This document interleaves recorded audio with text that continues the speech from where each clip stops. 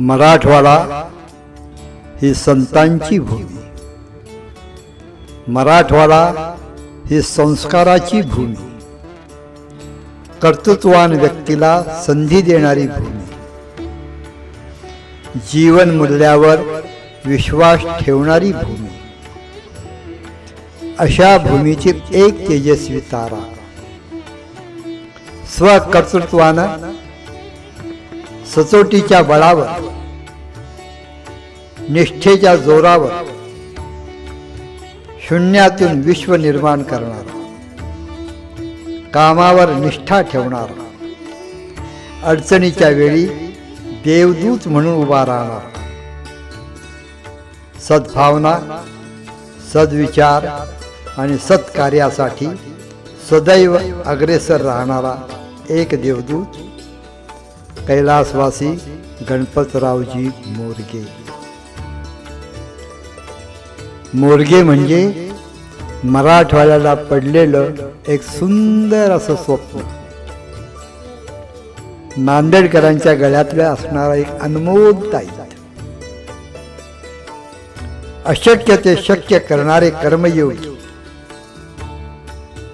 बुद्धीचं चातुर्य, वाणीचं माधुर्य आणि हृदयाचं सौंदर्य याचं मूर्तिमंत उदाहरण म्हणजे गणपतराव. शब्दात अस्त्रांचं सामर्थ्य आणि प्रकाशाचं तेज असणारे गणपतराव, स्नेह, विश्वास आणि शक्तीच्या बळावर कार्यसिद्धीस नेणारे गणपतराव, तहानलेल्या जीवासाठी पाण्याचा थेंब होणारे गणपतराव, समाजासाठी झिजणारा चंदनाचा स्पर्श आणि माणुसकीचा दरवळ असणारे गणपतराव, स्वतः नीलकंठ राहून आपल्या सहकाऱ्यांच्या जीवनात मंगल कलश आणणारे गणपतराव. गणपतरावांचं जीवन म्हणजे तपस्वी कर्मयोग्याच्या त्यागाची, सेवेची आणि कर्तृत्वाची कहाणी, यशस्वी उद्योजकाच्या खर्च प्रवासाची कहाणी, सदैव मदत करणाऱ्या दानवीर कर्णाची कहाणी, समाजाच्या भल्यासाठी अहोरात्र धडपडणाऱ्या सच्च्या समाजसेवकाची कहाणी, तुम्हा आम्हाला सदैव प्रेरणा आणि शक्ती देणारी कहाणी, प्रेम आणि सद्भावनेची ज्योत सदैव प्रज्वलित ठेवणाऱ्या, माणुसकी जपणाऱ्या, एका ध्येयवेळ्या कर्तृत्वान व्यक्तीच्या निर्मळ मनाची ही सुंदर अशी कहाणी. मराठवाड्याच्या बांधकाम व्यवसायातील ऋषितुल्य व्यक्तिमत्व असणाऱ्या गणपतरावांचा हा प्रवास, तोही जीवन प्रवास थक्क करणारा आहे. साकूर तालुक्यातील मांडुरकी या खेडेगावात त्यांचा जन्म झाला. घरची गरिबी, आई वडिलांच्याकडं केवळ संस्काराची शिजोरी, 4 भाऊ बहीण, आई वडील असं समृद्ध कुटुंब. त्या काळात ग्रामीण भागात शिक्षणाची सोय नव्हती.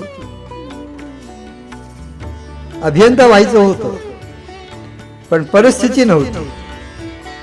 पण मनात आत्मविश्वास आणि प्रचंड जिद्द, घरची जबाबदारी सांभाळत त्यांनी BA पदवी मिळवली. बेताची परिस्थिती असल्यामुळे जे कमवायचं ते स्वतःच्या मेहनतीवरच. त्यांनी वज्र निर्धार केला, आपल्या संस्कार आणि कष्टातून एक नवीन विश्व निर्माण करण्याचा. आणि खरंच एक नवीन विश्व भावी पिढीसाठी त्यांनी तयार केलं. उस्मानाबाद जिल्हा मध्यवर्ती बँकेत पिग्मी एजंट म्हणून त्यांनी कामाला सुरुवात केली. लाघवी बोलणं, प्रचंड धडपड या बळावर लोकसंपर्क वाढवला. जलसिंचन विभागामध्ये लिपिक म्हणून काम केलं. चिकाटी आणि गुणवत्ता या जोरावर अनेक नवनवीन गोष्टी केल्या. दूरदृष्टी असणाऱ्या गणपतरावांनी बांधकाम व्यवसायात येण्याचा निर्धार केला. जवळ काहीही नाही, फक्त आत्मविश्वासाच्या बळावर अनेकांच्या सहकार्याने अधिकाऱ्यांचा विश्वास संपादून त्यांनी कामामध्ये झोकून दिलं. उच्च दर्जाचं काम, कामात सचोटी आणि प्रामाणिकपणा आणि नियोजित वेळेत काम पूर्ण करण्याच्या हातोटीमुळं आपल्या कामाचा आगळा वेगळा असा ठसा त्यांनी उमटवला. गणपतराव मोरगे आणि शारदा कन्स्ट्रक्शन कंपनीनं संपूर्ण महाराष्ट्रात स्वतःची एक वेगळी प्रतिमा निर्माण केली. चोख, दर्जेदार, गुणवत्तापूर्वक कामाचे ते महाराष्ट्राचे आयकॉन ठरले. त्यांनी दर्जेदार कामाबरोबर दर्जेदार माणसंही उभी केली. योग्यता आणि कर्तृत्वाला संधी दिली. अत्यंत मनमिळाऊ, दिलदार आणि मृदुभाषी असा स्वभाव, गरजवंतांना मदत करण्याचा स्थायी भाव ही त्यांची ऊर्जा होती. ऊर्जा. बंधू शंकरराव मोरगे यांच्या नावाने त्यांनी कंत्राटदार होण्याची नोंदणी केली. 1993 मध्ये कमी पैशात सुरू केलेला व्यवसाय जिद्द, चिकाटी, प्रकल्पांचा पूर्ण अभ्यास करून प्रामाणिकतेच्या बळावर व्यवसायाचा वेलू गगनावरी नेला. पैनगंगा प्रकल्पांतर्गत तिरकसवाडी शाखा कार्याची कामं, पाटोदा तालुक्यातील तुकडी प्रकल्पाची 3 किलोमीटरची कामं, मराठवाड्यात अनेक गावात त्यांनी उभी केलेली पाणी पुरवठा योजनेची कामं, जलशुद्धीकरण प्रकल्प, नायगाव पाणी पुरवठा योजना, लातूर जिल्ह्यातील चिंचोली आणि अन्य 11 खेड्यांची पाणी पुरवठा योजना, अशा अनेक कामातून त्यांनी गुणवत्तेचा आलेख कायम उंचावत नेला. दिवंगत लोकनेते, महाराष्ट्राचे माजी मुख्यमंत्री आदरणीय विलासरावजी देशमुख, नांदेडचे भाग्यविधाते माजी मुख्यमंत्री अशोकजी चव्हाण यांच्या काळामध्ये लातूर आणि नांदेड जिल्ह्यात केलेली कामं त्यांना यशाच्या शिखरावर नेणारी ठरली. आणि गुरुतागर्दीच्या निमित्तानं गोदावरी नदीवरील घाट आणि सुशोभीकरणाच्या कामाचा गौरव राष्ट्रीय पातळीवर झाला. तत्कालीन पंतप्रधान माननीय मनमोहन सिंगजी यांनी या कार्याची जाहीर प्रशंसा केली. हे भाग्य फार कमी लोकांच्या वाट्याला येते. यांनी बांधलेली धरणं, बॅरेजेस, उड्डाणपूल, उपसा सिंचन योजना यामुळं त्या भागातील शेतकऱ्यांच्या जीवनामध्ये नंदनवन फुललं. सामान्यांच्या निष्प्रह हास्याने त्यांना नवी ऊर्जा मिळत गेली. त्यांनी सिंचनासाठी केलेली कामं म्हणजे नव्या युगाची तीर्थस्थळं आहेत. बांधकाम क्षेत्रातील उल्लेखनीय कामगिरीबद्दल मुंबई येथील मराठवाडा टेक्नॉलॉजिस्ट असोसिएशनच्या वतीनं 2008 मध्ये मराठवाडा भूषण यांनी गौरवण्यात आलं. गोदावरी नदीवरील घाट बांधकामाबाबत औरंगाबाद येथील कला वैभवच्या वतीनं विकास भूषण पुरस्कारानं गौरवण्यात आलं. 2012 मध्ये त्यांना कृषीनिष्ठ पुरस्कारानं सन्मानित केलं. मोरगे साहेबांना शेतीची प्रचंड आवड आणि त्यासाठी कधीही सवड. शेती आणि शेतकरी यांच्यासाठी त्यांनी जीव ओतून काम केलं. शारदा कन्स्ट्रक्शन हे महाराष्ट्राच्या बांधकाम क्षेत्रात एक माइलस्टोन म्हणून उभे आहे आणि याचं सर्व श्रेय गणपतरावजी मोरगे यांच्याच कर्तबगारीला. बावन कशी सोन्यासारखं काम करावं ते गणपतरावांनीच असा त्यांचा नैतिक आवाका होता. एवढंच कशाला, स्नेहसंबंध कसे जोपासावेत याचं मूर्तिमंत उदाहरण म्हणजे गणपतरावजी. भारताचे माजी गृहमंत्री आदरणीय शिवराजजी पाटील चाकूरकर, स्वर्गीय विलासरावजी देशमुख, स्वर्गीय गोपीनाथरावजी मुंडे, माननीय अशोकरावजी चव्हाण, माननीय नामदार नितीनजी गडकरी, अनेक केंद्रीय मंत्री, राज्यमंत्री, खासदार, आमदार, अधिकारी यांच्याशी त्यांचे नाते अगदी आपुलकीचे, सौहार्दाचे, प्रेमाचे, विश्वासाचे. तसंच आपल्याकडे असणाऱ्या ड्रायव्हर पासून सामान्य कामगारापर्यंत सर्वांशी जवळकीचे नाते.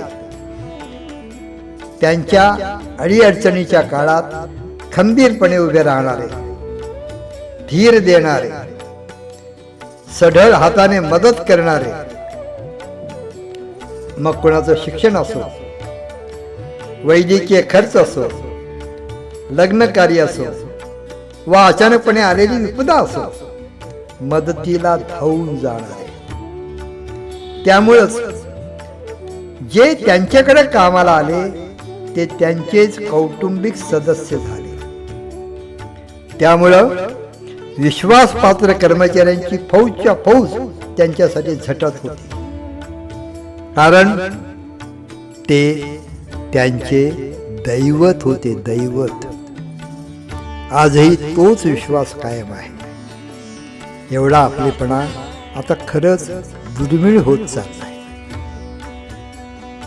सर्व पक्षीय मित्र, सर्व जाती धर्माच्या लोकांशी माणुसकीचं नाते सांगणारे गणपतराव.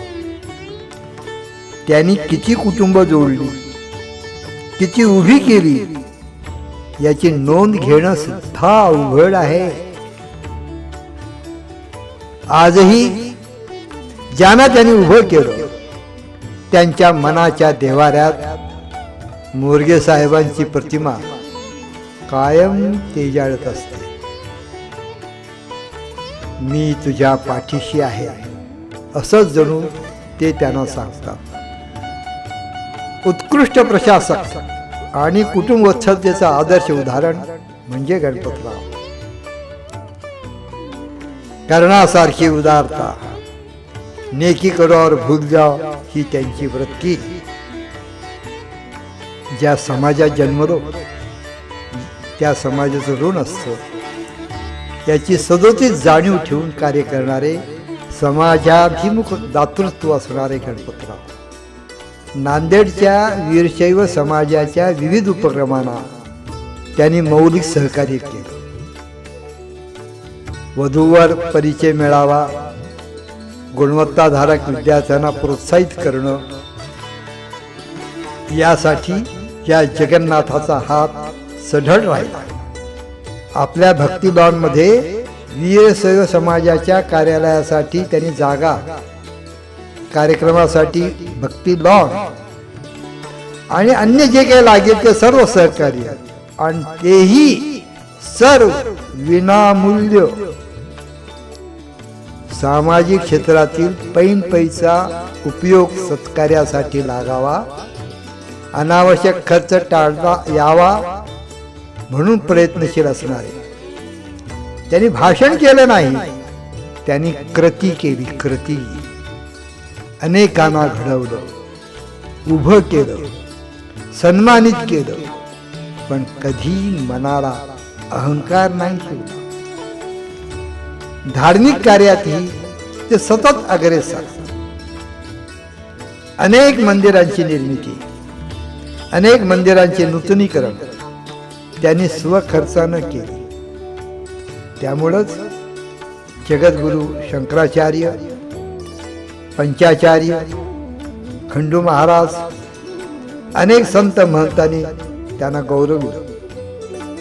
संतांचा आशीर्वाद हा आपल्यासाठी प्रसाद आहे. या विनम्र भावनेनं धार्मिक क्षेत्रात कोणतीही वाच्यता न करता कार्य करीत राहिले. जे आपपरभाव ठेवत नाहीत ना, परमेश्वर त्यांच्या पाठीमागा सदैव उभा असतो, हा ठाम विश्वास त्यांना बळ देत असतो. सामाजिक सौख्य, समाज सुधारणा, समाज मन परिवर्तनाच्या दिंडीचे ते पालखी वाहक होते. या आनंद यात्रेत हजारो लोक सामील झाले. ते केवळ मोरगे साहेबांच्या मुळंच. अशी अविचल निष्ठा समाजकार्यात ठेवणारे ते एक महान तपस्वी होते. अशा ह्या तपस्व्याला दुर्धर आजारानं घेरलं, पण ते डगमगले नाही. आपल्या वेदना चेहऱ्यावर न आणता दुसऱ्यांच्या वेदनावर फुंकर घालण्याचं काम त्यांनी सातत्यानं केलं. जाण्याआधी आपले सुपुत्र सुमित यांना त्यांनी व्यावसायिक मंत्र दिला, समाजभान जपण्याचा कान मंत्र दिला. विश्वास, निष्ठा, त्याग, प्रामाणिकता आणि सतत कामाचा ध्यास या पंचसूत्रीचा महामंत्र दिला. सदैव सेवा आणि परोपकार करण्याची दीक्षा दिली. वडिलांचा आदर्श डोळ्यासमोर ठेवूनच त्याच निष्ठेनं, त्याच जिद्दीनं पुढं पाऊल टाकताय. त्यांच्या कार्याला हजारो हजारो अनामिक हितचिंतकांचा आशीर्वाद मिळतोय. वडिलांविषयीची श्रद्धा आणि भक्ती काय असते याचं आदर्श उदाहरण म्हणजे आजचा श्रावण बाळ सुमित गणपतराव मोरगे. राष्ट्रसंत रमेशभाई ओझा यांची घेतलेली कथा आठवा. न भूतो न भविष्यती. भर उन्हाळ्यात नांदेडमध्ये काश्मीर उतरले. एवढी सुंदर व्यवस्था. लाखो लोकांच्या डोळ्यांचे पारणे फिटले या कथेने. कुठेच नसेल असे वडिलांच्या स्मृतीत उभे केलेले भव्य दिव्य हे पहा स्मृती मंदिर. कर्मचारी बांधवांशी कौटुंबिक स्नेह, समाजाप्रती अपार श्रद्धाभाव, कामाप्रती असणारी प्रामाणिक बांधिलकी, मदतीसाठी खुला असणारा हात, दिलदार वृत्तीचा, सर्वावर प्रेम करणारा असा हा सुमित गणपतरावांच्या पाऊल खुणावरून चालतोय. आपल्या सर्वांचे आशीर्वाद आणि सहकार्य हेच त्याचं बळ आहे. या श्रावण बाळाचा आदर्श घरोघरी घेतला जावा यासाठी हवंय आपलं पाठबळ, आपलं प्रेम, आपला आशीर्वाद. सुमितच्या शब्दात सांगायचं झालं तर, बाबा माझे दैवत, त्यांचा आदर्श माझा जीव की प्राण. एक सांगतो, उतरणार नाही, मातणार नाही, घेतला वसा टाकणार नाही, हा माझा प्रण आहे, प्राण. गणपतरावजी मोरगे देहरूपानं आपल्यात नसले तरी त्यांचे सर्व क्षेत्रातील कार्य दीपस्तंभासारखे पिढ्यानपिढ्या सदोदित प्रेरणा देत राहील. असं जेव्हा त्यांच्या धर्मपत्नी वंदनाताई म्हणाल्या तेव्हा सर्वांचे डोळे अक्षरशः पाणावले. दैनिक मराठवाडा नेता रामेश्वर बद्दर, सत्यजित बद्दर यांच्यावर मोरगे साहेबांनी मनापासून प्रेम केलं, उभारी दिली, शक्ती दिली, मार्गदर्शन केलं आणि कौटुंबिक स्नेहही दिला. ते म्हणायचे, पत्रकार समाज मनाचा जागला असतो. बद्दरजी, परिवर्तनाची मशाल तुमच्या हाती आहे. विश्वासानं पुढं व्हा. निस्पृह माणसं निर्भीड असतात. आपण सत्संगी आणि निर्भीड आहात. आम्ही तुमच्या पाठीशी नेहमी आहोत.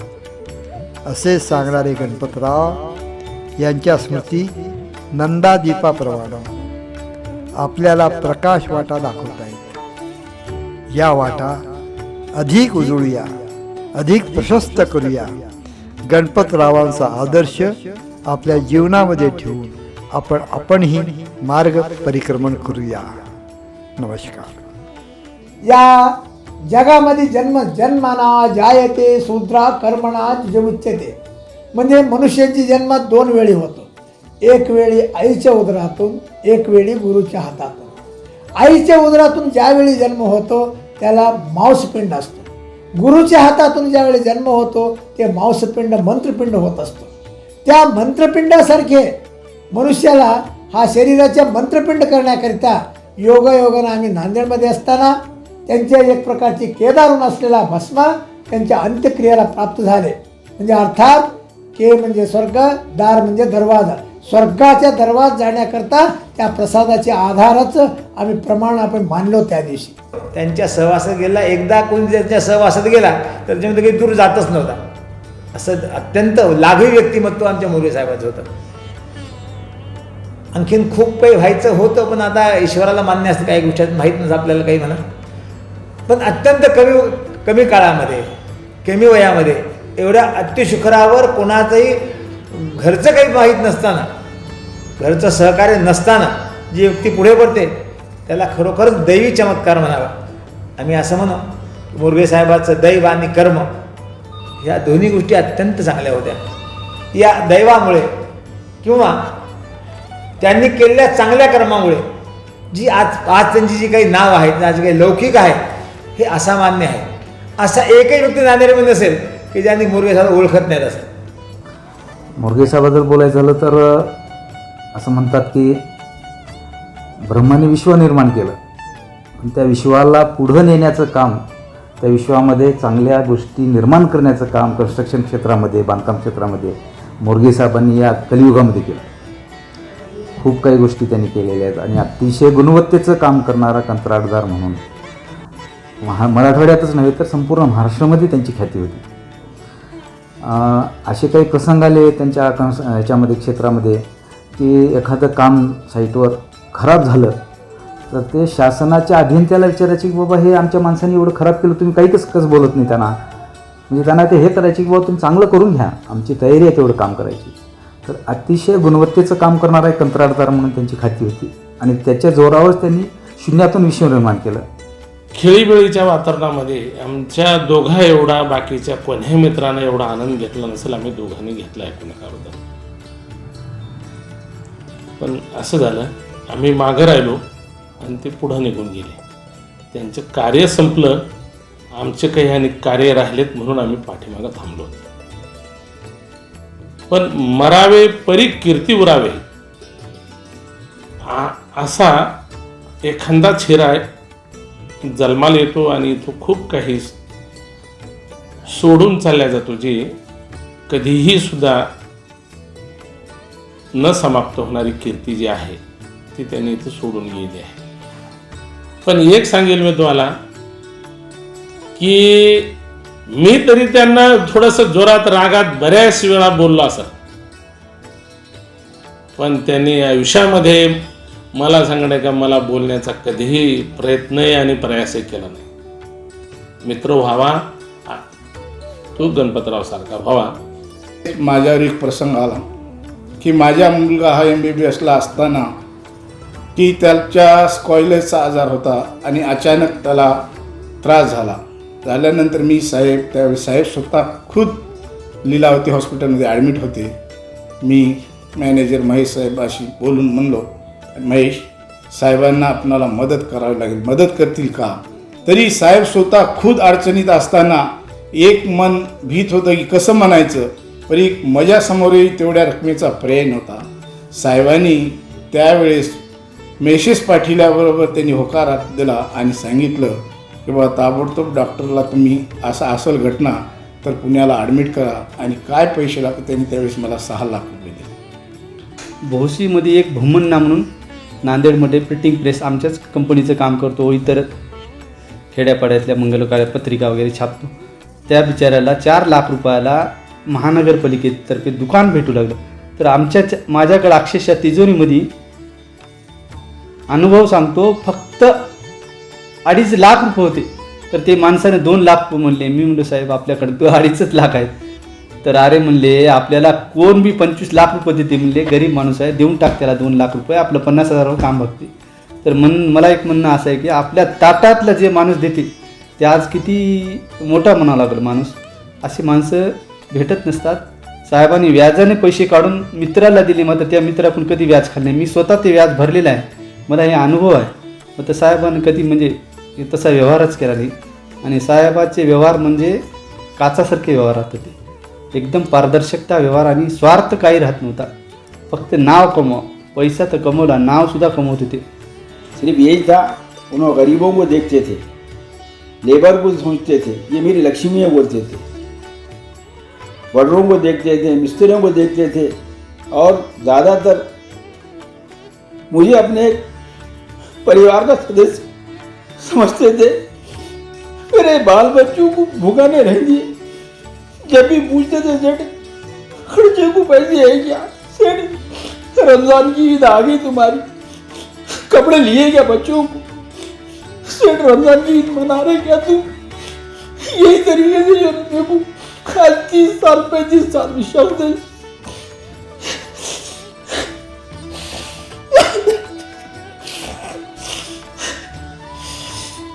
साल में को साथ लेके चला. मेरे छोटे छोटे बच्चे थे, मैं एक मामूली इंसान था. उस शख्स ने मेरे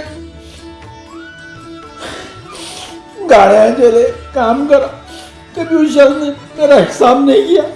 क्या लगता है लेके जाओ बोलता था.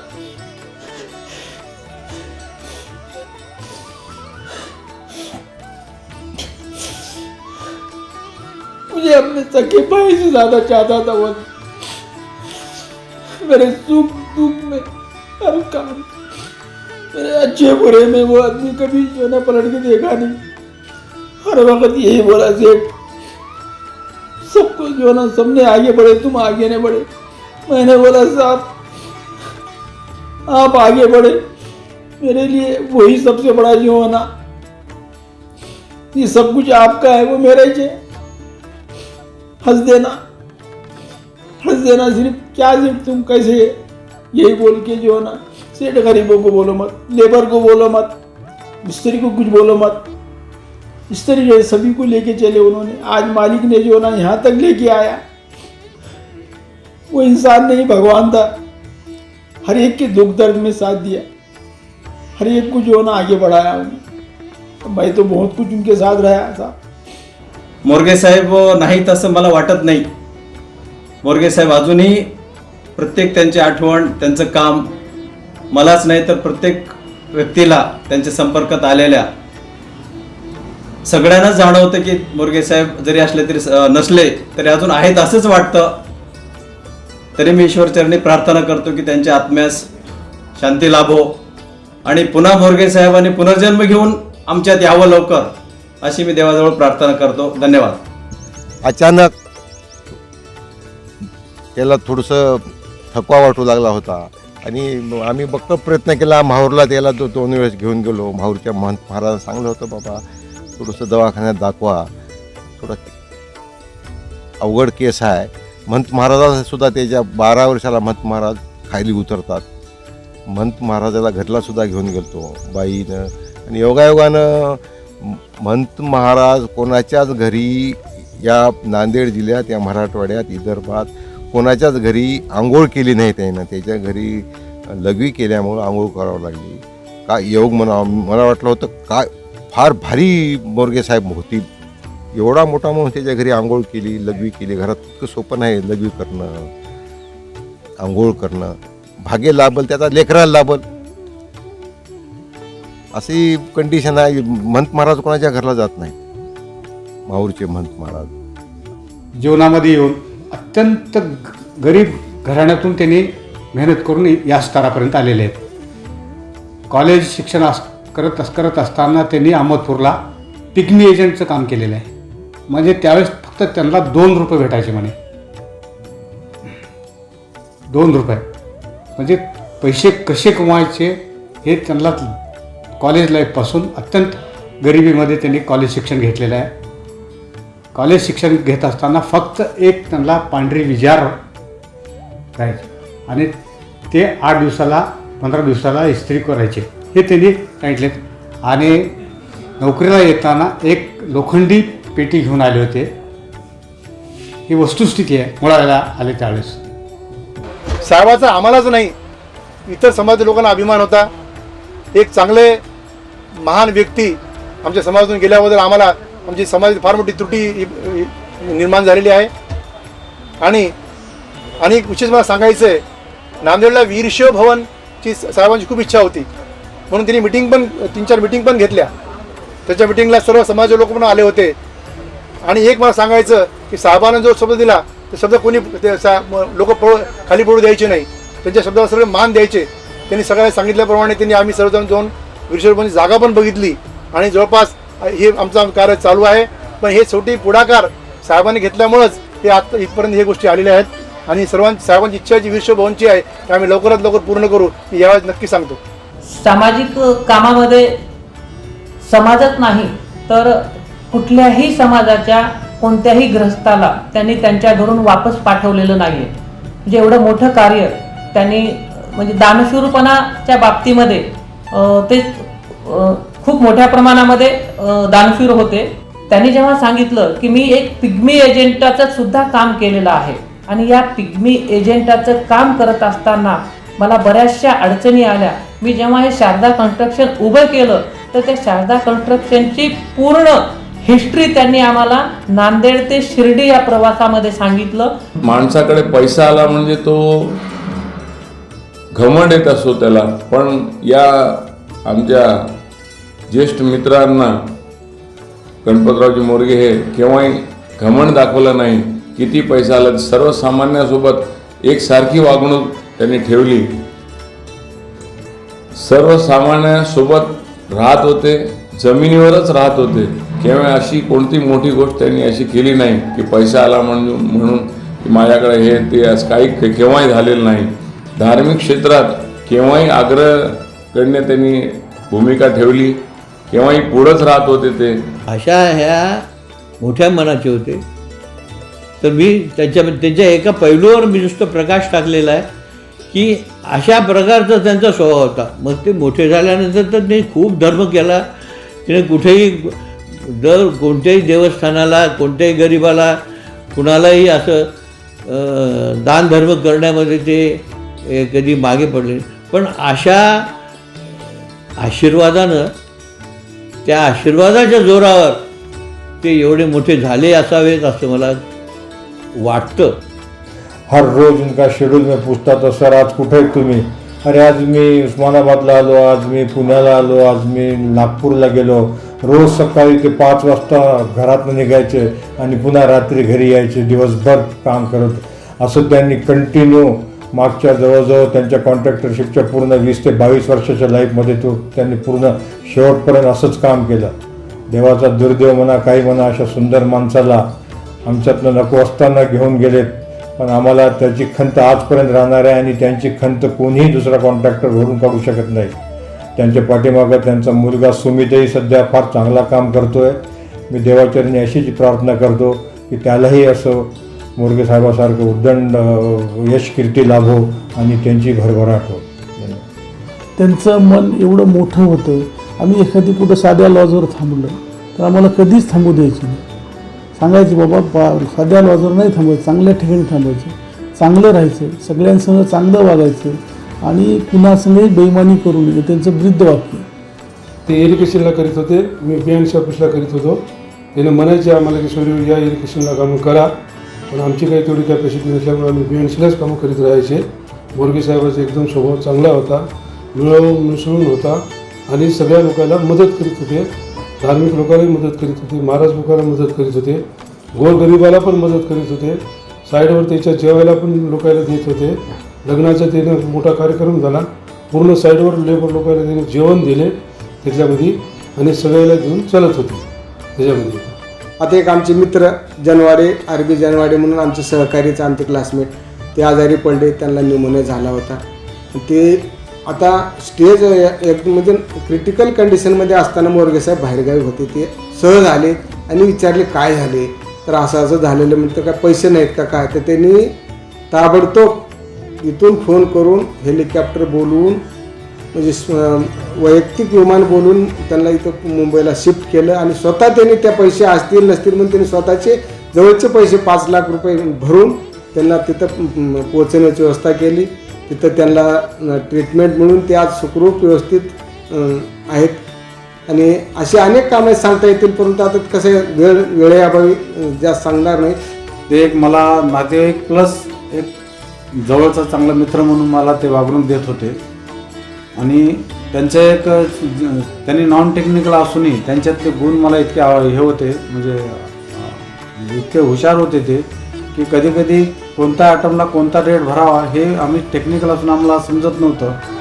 पण ते इतके अनुभवी होते की तोंडपाठ त्यांनी कुठल्या आयटमचा कोणता रेट चालू आहे, हे टेंडर कसं कामाचं आहे, कसं परवडते, हे त्यामुळं त्यांचा एक तो गुण मला फार आवडायचा आणि फार त्याबाबतीत ते हुशार होते. आणि सगळ्या अधिकाऱ्याशी मन मिळवू राहायचे. तसंच राजकीय लोकांशी सुद्धा त्यांचे संबंध फार सलोख्याचे ठेवून कुठलाही प्रॉब्लेम न येऊ देता अगदी मजुरापासून ते वरिष्ठ अधिकाऱ्यापर्यंत संबंध भेट झाल्यानंतर त्यांना बोलणे, गाडीत थांबवून काय चालय विचारपूस करणे, हा त्यांचा एक चांगला स्वभाव होता. जे शेवटी तर अशी परिस्थिती होती की मोठी कामं करायची असतील आणि क्वालिटी काम करायचं असेल तर गणपतराव मोरगेंना पर्याय नव्हता. आणि म्हणून मराठवाड्यातली अनेक मोठी कामं त्यांच्या हस्ते अतिशय क्वालिटीची निर्माण झाली. खरोखरच आज त्यांची आठवण जरूर येते. अतिशय चांगला माणूस, एवढे मोठे माणूस झाल्यानंतरसुद्धा त्यांना कधीच कुठल्या गोष्टीचा गर्व नव्हता. त्यांनी त्यांच्या मुलालाही त्या पद्धतीने तयार केलं आहे. त्यांच्या मुलाकडे पाहिलं की त्यांचं मूर्तिमंत रूप समोर येतं. त्याच अदबीने, त्याच म्हणजे एकंदरीत संस्कार त्यांच्यावर जे दिले गेले ते गणपतराव मोरगे आणि सौभाग्यवती मोरगेताई आमच्या, यांच्या दोघांचे संस्कार त्यांच्या मुलांवरही दिसतात. आणि कॉन्ट्रॅक्टर म्हणल्याच्या नंतर कामाची क्वालिटी शिकावी ते मोरगेकडून.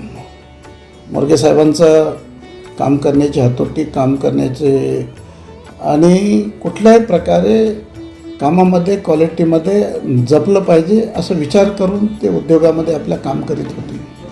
ते धार्मिक होते, दानशूर होते, दिलदार मित्र होते. मोरगे साहेबाच्या आठवणीमध्ये एक शेर मला आठवतो की त्यांचं व्यक्तित्व असं होतं की जिंदगी तुम ऐसा जिओ जिंदा रहे दिल शाद तू, जिंदगी तुम ऐसा जिओ जिंदा रहे दिल शाद तू, जब तू ना हो इस दुनिया में सबको याद आएगा तो, असं त्यांचं व्यक्तित्व होतं. पण एक मित्र म्हणून चांगल्या माणसाला ओळखण्यामध्ये त्यांचा खूप चांगला हातखंडा होता. त्यांचा माझा एक वेळा वाद पण झाला होता. लेंडी धरणाचं काम चालू होतं आणि तेव्हा मी ते काम बंद केलं होतं कारण तिथल्या शेतकऱ्यांना तिथला मोबदला मिळायला नव्हता वगैरे. गेटचं काम त्यांचं होतं आणि त्यांनी मला फोन केला की गुणवंत पाटील तुम्ही आमचं काम रोखलं. मी म्हटलं मी कोणाचं काम रोखतो तर कोणाचं नाव बघून वगैरे रोखत नाही. शेतकऱ्याचा प्रश्न निर्माण झाला, आम्ही तो काम रोखला. त्यांना खूप राग आला असेल कारण त्यांचं कदाचित नुकसानही झालं असेल, पण त्यांनी कधी राग मानला नाही. नंतर जेव्हा आम्ही मिटिंगमध्ये भेटलो तर जसं काही त्यांचं काहीच झालेलं नाही अशा पद्धतीचा त्यांचा स्वभाव होता. असा नाही की खुन्नस धरली, काही तर उलटं बोललं, असा हा स्वभावच नव्हता. आणि त्याच्यामुळं हा माणूस एक व्यक्ती म्हणून जितका मोठा होता, पैसे म्हणून जितका मोठा होता, तितका व्यक्ती म्हणूनही खूप मोठा माणूस होता. आणि म्हणूनच समाजामध्ये इतकं लवकर पॉप्युलर झाले की सर्वसाधारण माणसं गणपतराव मोरगे म्हणजे देवता समजायचे. काही गरिबांनाही मी बघितलं, त्यांच्याकडे काम करणाऱ्या माणसांना बघितलं, सगळा त्यांचा स्टाफ बघितला. तर हे सगळे त्यांचा गुणगौरव गावतात. याचा अर्थ असा की पोशिंदा हा मोठा, पोशिंद्याची लोकशाही आम्ही जे मानतो त्याच्यापैकी हा एक पोशिंदा होता. आपण एकटं तर जगतो, पण किती कुटुंबांना जगवू शकतो हा जो भाग होता, हा पुण्याचा जो भाग, मी यालाच पुण्य म्हणतो. एक प्रसंग सांगायचा झाला तर मी 2009ला कृषी आणि पशुसंवर्धन सभापती झालो आणि 9ला एक प्रसंग आज झाला की माझ्यावर दुर्दैवी घटना आली. मला अटॅक आला. अटॅक आल्याच्या नंतर मी भोकरला होतो. तेवढा माणूस अजून सुद्धा मी नांदेडला जायच्या अगोदर माझ्या ती दवाखान्यामध्ये हजर झाले. आपल्या पवित्वार साहेबाच्या, पवित्वार साहेबाला बोलले, त्यांचं बोलणं झालं, सगळं झालं. पवित्वार साहेबांना सांगितलं बुवा यांना हे टाकावंच लागेल, आपल्याला स्ट्रेन टाकावं लागेल. तर काय नाही, आमच्या घरी फोन लावला. आमच्या घरी तर काही असं युवायला जावं लागते, आता तुमची माणसं किती जाणार आहात विचारलं आणि लगेच आमच्या महेशला विमानाची तिकीट काढून त्यावेळेस 3 पैशाची विमान चालू होते. तिकीट काढून वाट लावून दिला आम्हाला. इथं महेश तिकीट घेऊन आले आमच्याकडे. मी, आमची घरची मंडळी, आमचा भाऊ, मुलगा, आम्ही 4 जण गेलो. तर मला एवढं आश्चर्य वाटलं त्या गोष्टीचं. तर बाबा एवढा मोठा माणूस सांगितला गेला, पण सकाळच्या पारी आमची तिथं हे होतं. सकाळी दुसऱ्या दिवशी सगळी व्यवस्था तर लावून दिली त्यांनी. दुसऱ्या दिवशी सकाळच्या पारी माझी जेव्हा एंजिओप्लास्टी आहे त्यावेळेस त्यांनी येऊन तिथं हजर झाले सकाळी 9ला. तेव्हा तुम्ही कशाला लावला, आज कसं तुम्ही नागपूरहून आले, आपल्या याच्यावर नाशिकहून आले होते. माझी एंजिओप्लास्टी झाली, पूर्ण झाली. झाल्याच्यानंतर 2-3 तास थांबून सगळं मला म्हणजे बोलले पुन्हा परत, कसं काय आता तब्येत बरी आहे की नाही मला विचारलं. आणि त्यांनी घरी विचारलं आमच्या, तुम्ही जाऊ का, काही अडचण वगैरे आहे का तुम्हाला. मग ते 2-3 दिवसाचं पॅकेज होतं, तिथलं आम्हाला सुट्टी वगैरे झाली. तर युवाई म्हणलं आता मी येतो गावाकडं. नाही म्हणले गावाकडे यायचं नाही म्हणले, तुम्ही आम्हाला दादरला तुम्ही रेस्ट हाऊसची 15 दिवस व्यवस्था करून दिली. मला येऊ दिलं नाही मला गाव. 15 दिवस मी ते रेस्ट हाऊसला राहिलो आणि 15 दिवसाच्या बाद पुन्हा त्यांनी फोन करून तिथे अजून विमानाचं एकटं पाठवून विमानतळापर्यंत गाडी आणि आणलं. म्हणजे असा मित्र भेटायला म्हणजे असं नशीबच पाहिजे माणसाचं. खरं तर मोरगे साहेबांच्या मनात आलं असतं तर ते खासदार आमदारसुद्धा झाले असते. कारण त्यांना कोणतीही राजकीय पक्ष असेल, भारतीय जनता पार्टी असेल, शिवसेना असेल, काँग्रेस असेल, राष्ट्रवादी काँग्रेस असेल, त्यांचे संबंध हे उच्चस्तरीय नेत्यासोबतच होते. आणि म्हणून त्यांना अनेकांनी आग्रही केलेला होता, असाही आमच्या कानावर आहे की तुम्ही इथून तिकीट घ्या किंवा विधान परिषदेवर चला. तर मोरगे साहेबांना तो मोह मात्र त्यांनी नाकारला. खरं तर त्यांना म्हणजे 20 वर्षापूर्वीच आमदार होता आला असतं असं मला वाटते. तेव्हा आजच्या या स्मृती दिनाच्या निमित्ताने मी स्वर्गीय गणपतप्पा मोरगे साहेब यांच्या स्मृतीला कोटी वंदन करतो. त्यांना नंतर आजार झाल्यानंतर सुद्धा त्यांनी आत्मविश्वास कधीच गमावला नाही. त्यांच्या लक्षात आलं की हा आजार आपला दुरुस्त होणार नाही. तेव्हासुद्धा मी बरेचदा भेटायला गेलो. अतिशय मोकळ्या मनाने बोलले ते, आता आपलं काय ठरलेलं आहे म्हणायचे, मग मला ह्या गोष्टी करायच्यात, करून देतो. मुलाचे लग्न करणे, मुलींचे समाधान करणे, ते प्रॉपर्टीचे विभाग करणे किंवा कोणाला सर्व गोष्टी अगदी त्याने मनापासून केल्या. म्हणजे असं नाही की घाबरून गेले, ते रडले किंवा असं काहीच नाही.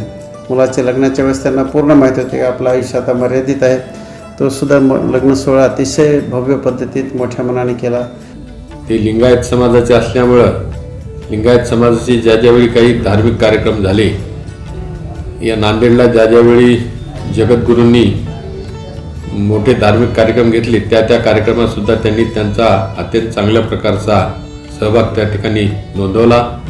समाजातल्या गोरगरीब माणसाला जेव्हा केव्हा अडचण पडेल त्यावेळेस ते त्यांना आर्थिक मदतसुद्धा त्या ठिकाणी करत होते. एक चांगला मनमिळावू, सर्वांशी चांगले संबंध असणारा अशा प्रकारचा हा कॉन्ट्रॅक्टर अचानक त्यांना कॅन्सर झाल्यामुळे त्यांचा मृत्यू झाला.